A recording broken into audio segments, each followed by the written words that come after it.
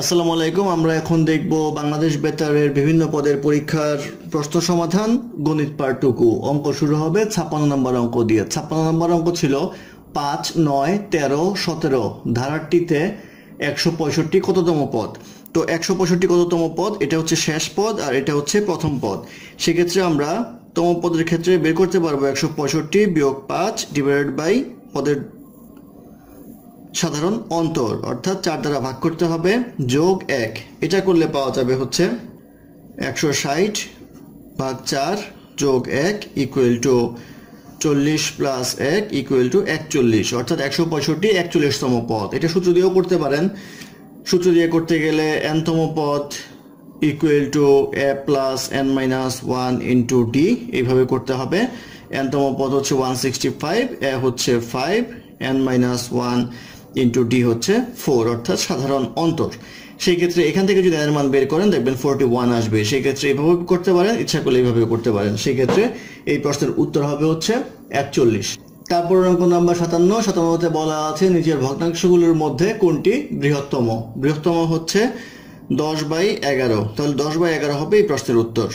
তারপর অঙ্ক number 58। Number 58তে বলা আছে 28 root x plus 1426 equal to 3/4 of 2984, find x। অর্থাৎ বলা আছে 28 root over x plus 1426 equals to 3/4 of, অর্থাৎ 34 into 2984।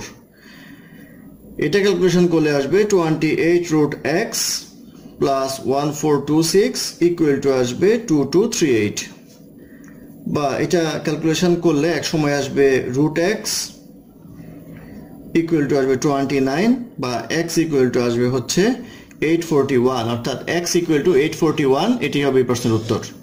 তারপর অঙ্ক নাম্বার 59। নাম্বার 59-এ বলা আছে একটি সমবাহু ত্রিভুজের সবগুলো বাহু 20% বৃদ্ধি পাওয়াতে ত্রিভুজের ক্ষেত্রফল কত শতাংশ বৃদ্ধি পাবে। তো সমবাহু ত্রিভুজের ক্ষেত্রফল হচ্ছে √3/4 স্কয়ার। এখন যদি 20% বৃদ্ধি পায় তাহলে √3/4 20% বৃদ্ধিতে বাহু দৈর্ঘ্য হবে 1.2 হোল স্কয়ার। তো এটা করলে আসবে √3/4 1.44 স্কয়ার, আর আগে ছিল হচ্ছে √3/4 স্কয়ার। এখন এই দুইটা যদি আমরা বিয়োগ করি তাহলে আমরা পাবো হচ্ছে 0.44, √3/4 ইন্টু 0.44 স্কয়ার। তো বৃদ্ধি পেলে হচ্ছে √3/4 স্কয়ারের উপরে ইন্টু 100, তাহলে বার হবে হচ্ছে 44%, অর্থাৎ 44% বৃদ্ধি পাবে। এটাই হবে এই প্রশ্নের উত্তর। তারপর অঙ্ক নাম্বার 60। নাম্বার 60-এ বলা আছে 2 to the power x minus 6 equal to 1/32। তো এটা লিখলে 2 to the power x minus 6 equal to 32 inverse 1 লেখা যায়, বা 2 to the power x minus 6 equal to 2 to the power inverse 5 লেখা যায়, বা x minus 6 যেহেতু বেস সমান পাওয়ার সমান হবে, x minus 6 equal to -5 লেখা যায়, x equal to -5 plus 6 equal to 1, অর্থাৎ x এর মান আসবে 1। এটি হবে এই প্রশ্নের উত্তর। তারপর অঙ্ক নাম্বার 61। নাম্বার 61-তে বলা আছে log 2.5 বেজে 6.25 এর কত হয়। তো এটা যদি আমরা করি log 2.5, এটাকে লেখা যায় 2.5 হোল স্কয়ার। তো পাওয়ারটাকে সামনে নিয়ে আসতে হয়, 2 log 2.5 ইকুয়াল টু আসবে হচ্ছে 2, অর্থাৎ এটুকের মান হচ্ছে 1। সেই ক্ষেত্রে অ্যান্সার হবে হচ্ছে 2।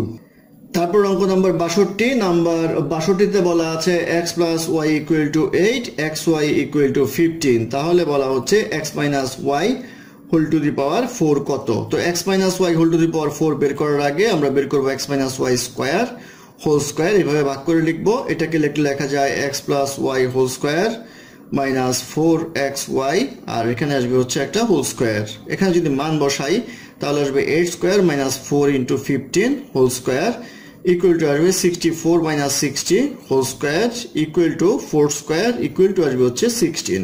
এই 16 হবে এই প্রশ্নের উত্তর।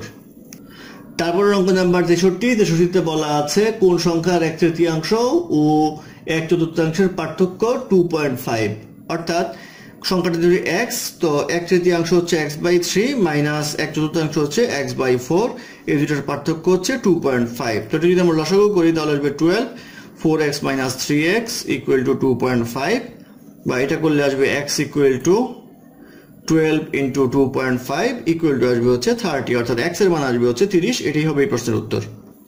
তারপর অঙ্ক নাম্বার 64। নাম্বার 64তে বলা আছে ব্যাসার্ধ 20% হ্রাস পাওয়াতে একটি বৃত্তের ক্ষেত্রফল কতটুকু হ্রাস পেল।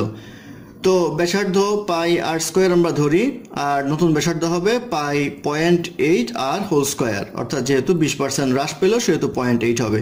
তো এটা হচ্ছে পাই আর স্কোয়ার, এটা হচ্ছে 0.64 পাই আর স্কোয়ার। তাহলে বৃদ্ধি পেল হচ্ছে বা হ্রাস পেল, এই দুইটা বিয়োগ করলে বের হবে, হ্রাস পেলে হচ্ছে 0.36 পাই আর স্কোয়ার। কত থেকে হ্রাস পেল? পাই আর স্কোয়ার থেকে হ্রাস পেল।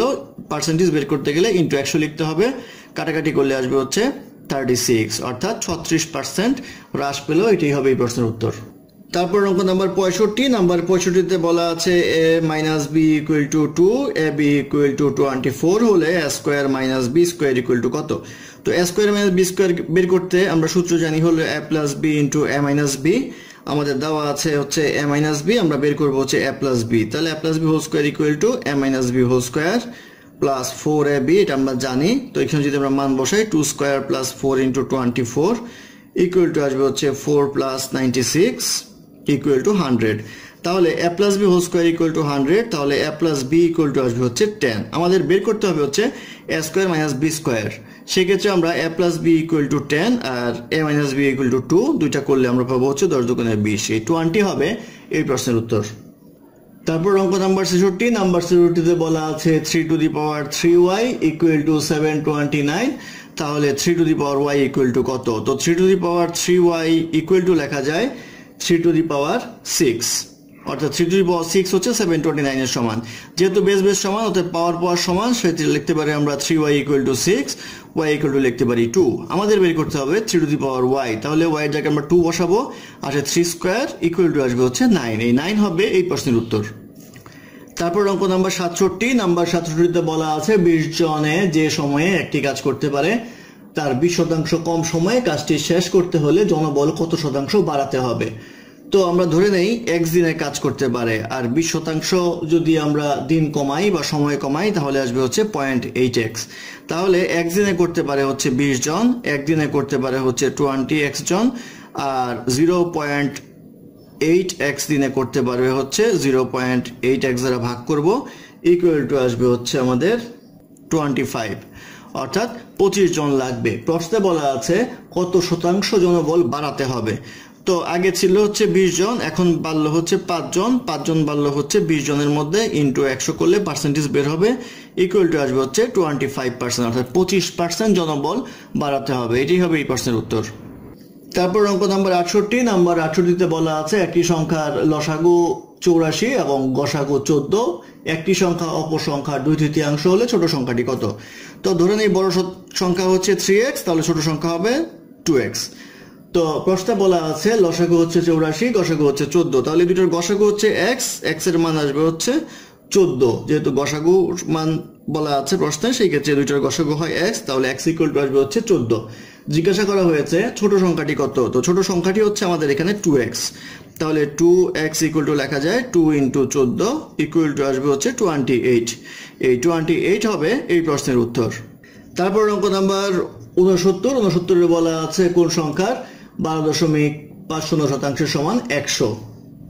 তো ধরি x এর 12.50%, অর্থাৎ x এর 12.5% ইকুয়াল টু হচ্ছে 100। তো এটা করলে আমরা পাবো x into 12.5 divide by 100 equal to 100, বা এটা করলে x ইকুয়াল টু আসবে হচ্ছে 100 into 100 divide by 12.5 equal to আসবে হচ্ছে 800, অর্থাৎ x এর মান আসলো 800, 800 হবে এই প্রশ্নের উত্তর।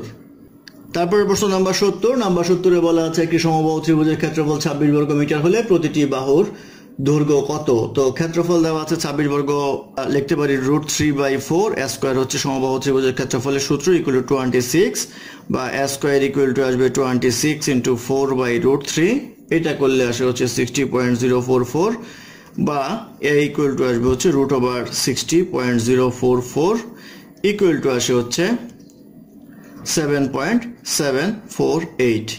এটা আনুমানিক প্রায় লেখা যায় হচ্ছে 7.75 মিটার, অর্থাৎ 7.75 মিটার হবে এই প্রশ্নের উত্তর।